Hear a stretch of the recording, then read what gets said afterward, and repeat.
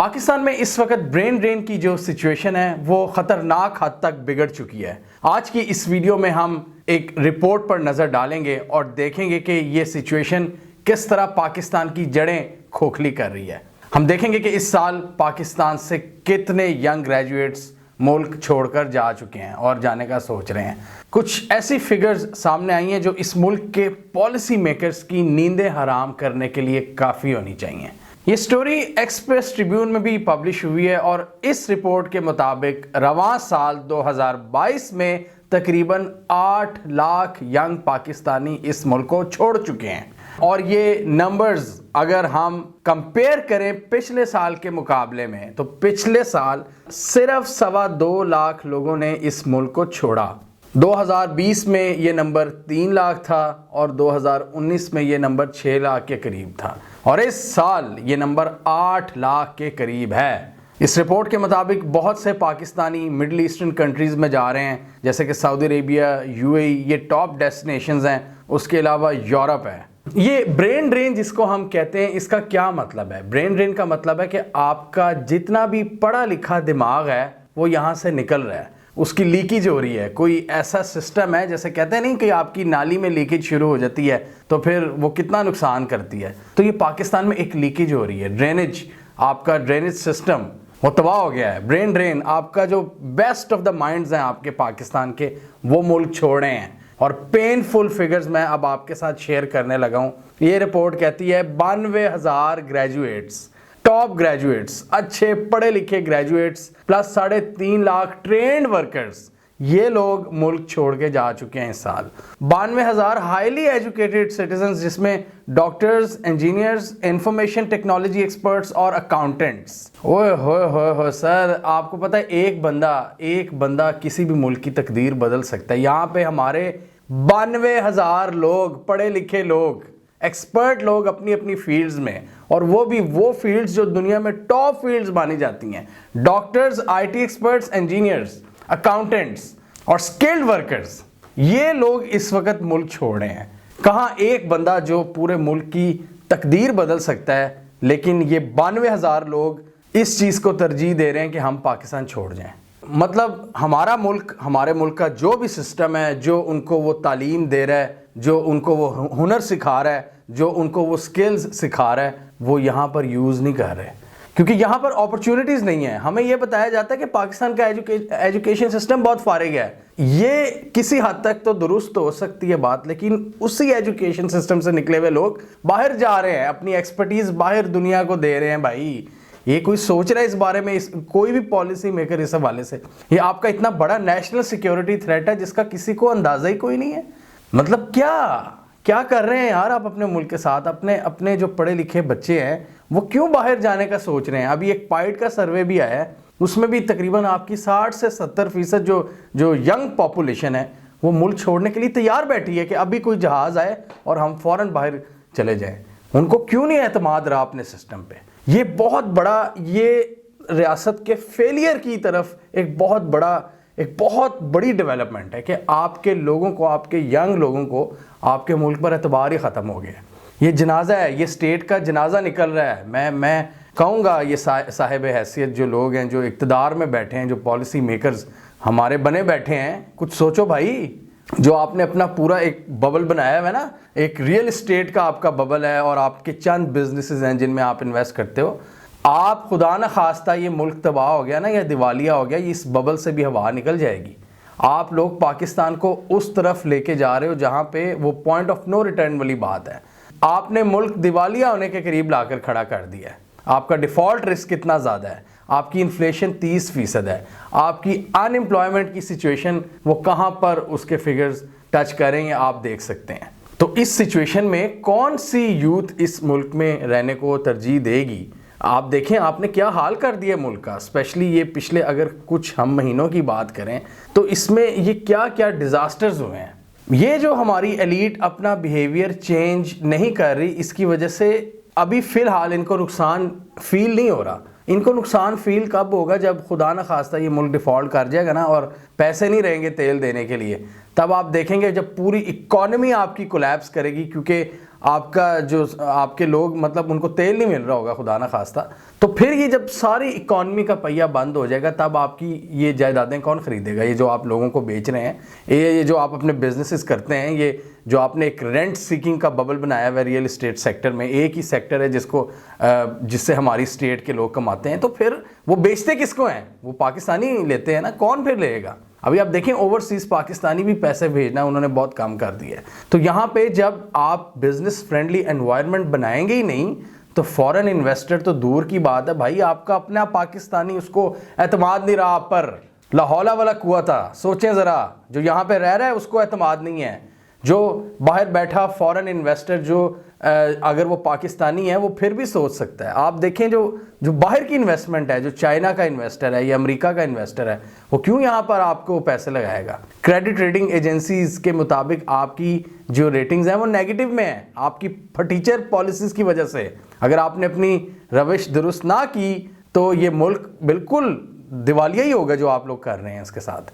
30% inflation कोई normal number नहीं है। इस पर किसी को कोई ख्याल कि इसको सही कैसे करना है? ये जो 60% यूथ मुल्क छोड़ने का सोच रही है और ये जो 8 लाख लोग गए हैं मुल्क छोड़ कर, ये किसी को एहसास है कि क्यों ये जा रहे हैं, क्यों एतमाद ख़त्म हो गया?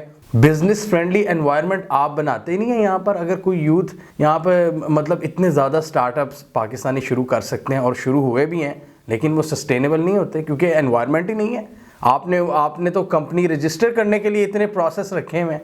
आप जाके देखें जिन मुल्कों ने तरक्की की है, जहाँ से छोटे यंग लोग ऊपर आए, उन्होंने क्या किया है? एक मिनट में वो आपकी कंपनी को रजिस्टर कर देते हैं। यहाँ पर ऐसा कोई सिस्टम नहीं है। यहाँ पे मेरा जैसा बंदा कोई खुलवाने जाए ना तो फिर 100 किस्म के बिहेवियर्स देखने पड़ते हैं बाबूज़ के जो आपके बैठे हैं सरकारी इदारों में। तो हम क्या फिर चलाएंगे? फिर हर बंदा यहाँ पे छुप छुपा के काम करेगा ना, इनफॉर्मल इकॉनमी होगी। इनफॉर्मल इकॉनमी का क्या फ़ायदा स्टेट को जब लोग अंदर खाते ही सारी डीलिंग कर रहे हैं? क्योंकि आपने ऐसा एनवायरनमेंट ही नहीं बनाया। आप अपने अपने ऑफिस में बैठे हुए हैं जी, चिल होके जी, हो कोई मसला नहीं है, पाकिस्तान तो बड़ा अच्छा जा रहा है, कोई डिफ़ॉल्ट नहीं। आप किसी जो गवर्नमेंट के मुलाजमीन हैं, चाहे वो आर्मी में हो चाहे ब्यूरोक्रेसी में हो, आप उनसे बात करें, वो कहते हैं नहीं यार इतनी कोई बुरी बात तो है ही नहीं, ये तो एवं शोर मचा रहे हैं, कोई इतनी बड़ी सिचुएशन नहीं है। फिर जब बंदा उन्हें कहे कि यार इकॉनमी की इतनी बुरी हालत है, बच्चों के अपने कोई मुस्तकबिल का पता नहीं है, कोई फ्यूचर का, और मैं ये मुल्क छोड़ के जाना चाहता हूँ, तो उनकी तरफ से जवाब ये मिलता है कि यार पाकिस्तान तो पाकिस्तान है ना, पाकिस्तान तो सबसे पहले पाकिस्तान, आप पाकिस्तान छोड़ने की बात कैसे कर सकते हो? ये तो मादरे वतन है। तो भाई मादरे वतन को जो लोग चला रहे हैं वो कौन है?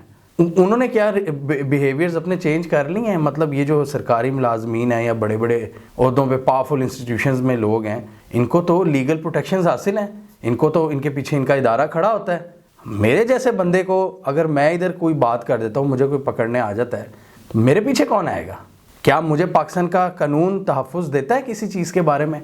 अगर कानून में वो चीज़ है भी तो आपको नहीं पता किस तरह वो मैनिपुलेट करते हैं पावरफुल लोग। एक ये भी बहुत बड़ी रीज़न है पाकिस्तानियों के मुल्क छोड़ने की कि लॉ एंड ऑर्डर की जो सिचुएशन है, लोगों को अपने लॉ पर कोई एतमाद नहीं रहा। किसी पुलिस, किसी जज, किसी आर्मी, किसी पर कोई एतमाद ख़त्म हो गया। उन्हें पता है कि यहाँ पे सिस्टम में जो लोग मतलब करप्शन करते हैं या 2 नंबर काम करते हैं वही सर्वाइव कर सकते हैं। अब हर बंदे में वो कैपेसिटी नहीं होती कि वो बैठ के जी यहाँ सारा दिन चलाकियाँ खेलता रहे, जी मैंने उसको कैसे गिराना है। उसको जो सीधा चलने वाले लोग होते हैं ना, जो कहते हैं हमने अपनी मेहनत से ऊपर आना है, ये वही लोग होते हैं जब उनको एहसास होता है ना कि इस मुल्क में तो लॉ एंड ऑर्डर कोई तरीका है नहीं, कोई बिजनेस इनेबलिंग एनवायरनमेंट है नहीं, तो चलो यार मुल्क ही छोड़ दो। फिर ये वो लोग होते हैं जो मुल्क छोड़ते हैं। सबसे अक्लमंद लोग होते हैं और जिनको करप्शन करने के गुर नहीं आते। और वैसे भी कौमें बनती हैं किसी आइडिया के पीछे, कोई आइडिया, कोई मकसद, कोई मंजिल दी जाती है। आपके पास एक ही मंजिल है, करप्शन।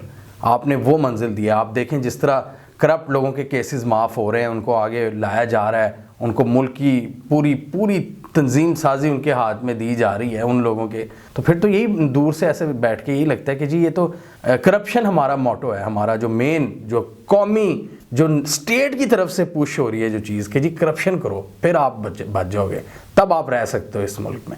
पाकिस्तानी करप्ट लोग नहीं है, मैं आपको बता दूं, ये हमें जलील किया हुआ है कि हम गंदे लोग हैं। पाकिस्तानियों को बिजनेस इनेबलिंग एनवायरनमेंट मिले ना, वो करप्शन के बगैर दुनिया में तबाहियाँ फेर सकते हैं, और हम देख भी रहे हैं। पाकिस्तान जैसे फटीचर एनवायरनमेंट में रह के इतना कुछ कर सकते हैं, तो बाहर जाके वो क्या कुछ नहीं करते, वो फिर यहाँ पे पैसे भी भेजते हैं। तो लॉ एंड ऑर्डर सबसे बड़ी रीज़न है जो मुल्क लोगों को एतबार नहीं रहा अपनी स्टेट पर। लोगों ने अपने मुस्तकबिल को देखना होता है। और दूसरा मतलब आप देखें हमारे तो यहाँ पे एनवायरनमेंट की भी मतलब धज्जियाँ उड़ा कर रख दी हैं। क्या क्लाइमेट, ये जो जैसे मैंने कहा ये हमारा रियल एस्टेट सेक्टर है, ये धड़ाधड़ पंजाब की जो ज़रखेज़ ज़मीन है उस पर सोसाइटियाँ बनाई जा रहा है। कोई शर्म ही नहीं आ रही उनको। फिर कहते हैं स्मोक क्यों होती है। आप खुद बताएं, क्या आप लाहौर आने वाली जनरेशन्स के लिए रहने के काबिल छोड़ा है हमने? मैं तो नहीं चाहूँगा कि मेरे बच्चे लाहौर में पले बढ़े या यहाँ पे उनकी कोई नशोनुमा हो। यहाँ पे कैसे हो सकती है उनकी? यहाँ पे ना कोई इंटरटेनमेंट का सोर्स है, ना कोई और चीज़ है, बल्कि मट्टी है, तूफ़ान है, लीटिया एक सर्कल है जिसमें आपकी करप्शन को प्रिवेल किया जाता है। इस माहौल में कोई रह सकता है? ये तो स्टेट पे है। अगर मुझे कोई कहेगा कि यार मैं मायूसी वाली बातें फैला रहा हूँ, तो स्टेट बड़े हमें उम्मीद की किरण दे रही है ना। जैसे स्टेट भी तो अपनी कोई दिखाए, अपना कोई बिहेवियर दिखाए। हम चेंज करना चाहते हैं ताकि हम भी पॉजिटिव बातें करें। हमें तो एक अच्छे आइडियाज़ दिए थे 2011 से स्टेट ने कि जी प्रो पीपल पॉलिसीज़ हम बनाएंगे, इकोनॉमिक पॉलिसी, जियो economics, human security, national security पर हम कवर करते हैं भाई। उससे हम अच्छी चीज़ को कवर करते हैं जो आप अच्छे आइडियाज़ लाएंगे। बट आप जब ये कुछ हम देख रहे हैं तो फिर क्या करें भाई? हम तो पॉजिटिविटी फैलाना चाहते हैं, बट कुछ मतलब छोड़ा है आपने यहाँ पर।